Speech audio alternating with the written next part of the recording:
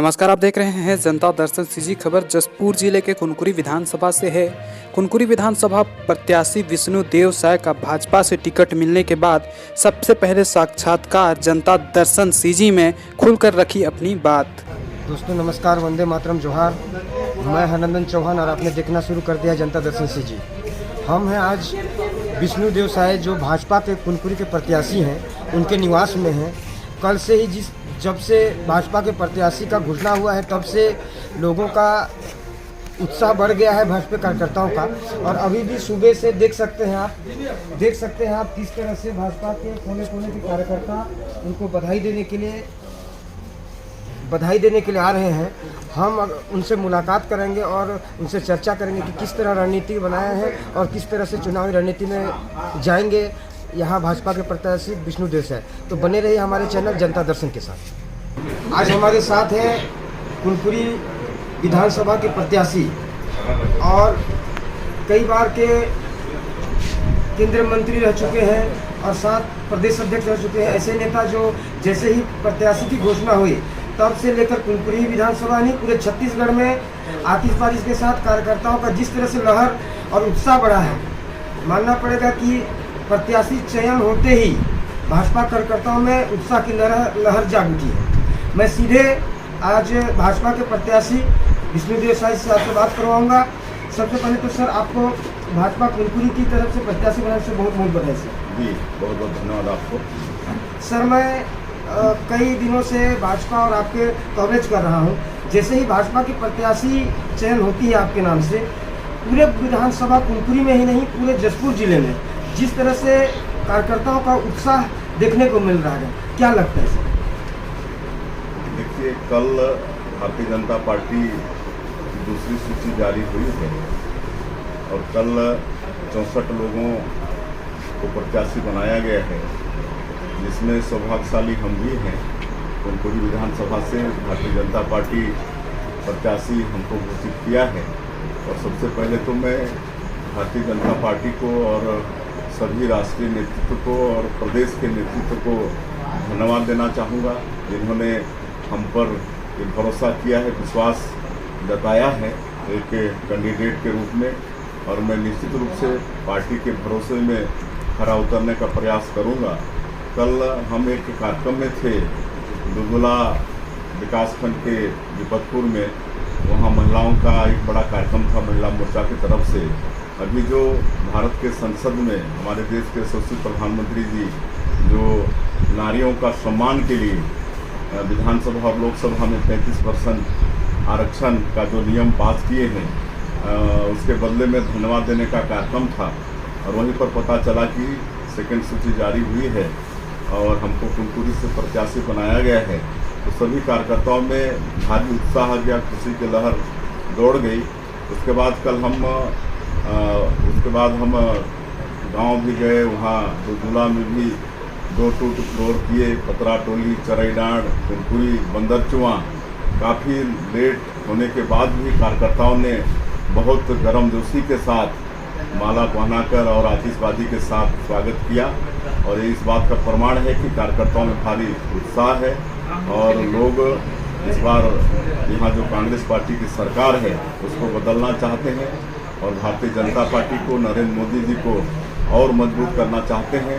और मैं पूरी ईमानदारी के साथ कहना चाहूँगा कि जनता का आशीर्वाद मिलेगा, विधायक के रूप में कार्य करने का अवसर मिलेगा तो मैं कुनकुरी विधानसभा क्षेत्र के लिए एक सेवक के रूप में काम करूँगा। एक एक गाँव में जो भी आवश्यकता होगी, जरूरत का जो काम होगा, सबको पूरा करने का हमारा रात दिन प्रयास रहेगा। कांग्रेस आरोप लगाती है सर और अब दाव भरती है कि जिस तरह से विकास हुआ है, और आपके ऊपर कहती है कि 35 साल की राजनीति किए, कुछ नहीं किए। लेकिन जिस तरह से यहाँ प्रत्याशी चयन के बाद कार्यकर्ताओं में उत्साह लग रहा है, क्या लगता है कि आप जो यहाँ के विधायक हैं, स्थानीय विधायक यूडी मीन्स, उसमें टक्कर दे सकते हैं यूडी मीन्स आपको?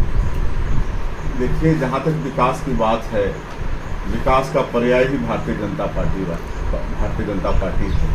आज जो कुनकुरी विधानसभा है, परिसीमन के पहले इसका 75% भाग तबकरा में था और तपकरा की जनता 2 बार हमको विधायक के रूप में भी चुनी थी और 4 बार सांसद के रूप में। आज ऐसा एक भी गांव नहीं होगा पूरे विधानसभा क्षेत्र में जहां पर हमने अपने संसदीय कार्यकाल में कोई काम नहीं करवाया है। कहीं कहीं तो 6-6, 7-7 काम, कुनकुरी में हम गिनवा रहे थे तो वहाँ 37 काम वहाँ पर निकला 20 साल में। तो हम समझते हैं कि कोई भी ऐसा गांव नहीं है जहाँ 2-4 काम हमने नहीं करवाया है, चाहे वो संसदीय मतलब सांसद मत का हो, चाहे सरकार की विभिन्न योजनाओं को हो। आज ये जो आप नेशनल हाईवे देख रहे हैं, 1600 करोड़ रुपया हम पास करवाए थे अंबिकापुर से पत्थलगांव से कुनकुरी होते हुए संघ बॉर्डर तक। आज उसका काम चल रहा है। और उसके बाद ब्लॉक में कॉलेज, जितना भी गांव जो आज दामन रोड से जुड़ा है, ये प्रधानमंत्री ग्राम सड़क योजना हमारे अटल बिहारी वाजपेयी जी की देन है। आज सड़क, बिजली, पानी, एक घर में बिजली, ये सब काम भारतीय जनता पार्टी के। आज कांग्रेस के पास विकास के नाम से गिनाने के लिए कुछ भी नहीं है, एक भी नहीं है। लोग खाली बात करते हैं।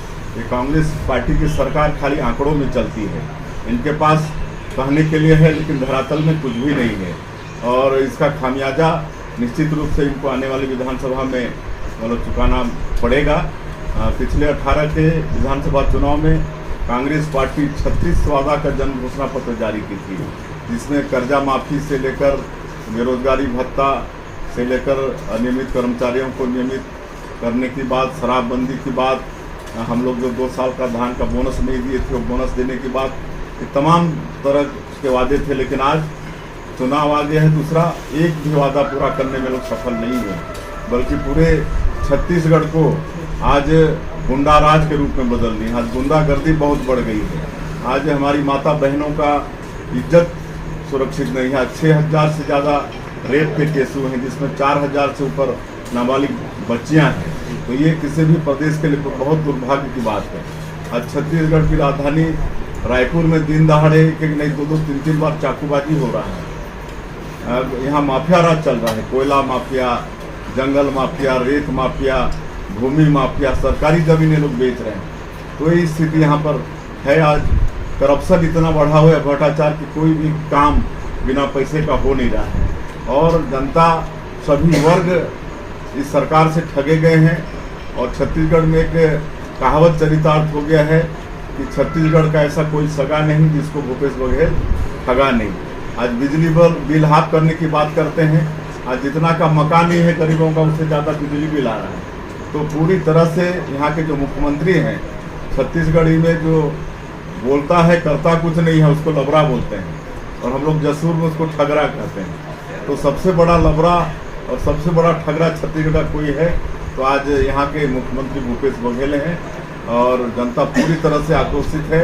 आने वाले विधानसभा चुनाव में निश्चित रूप से मतलब इस कांग्रेस पार्टी को उखाड़ के फेंकने के लिए जनता तत्पर है।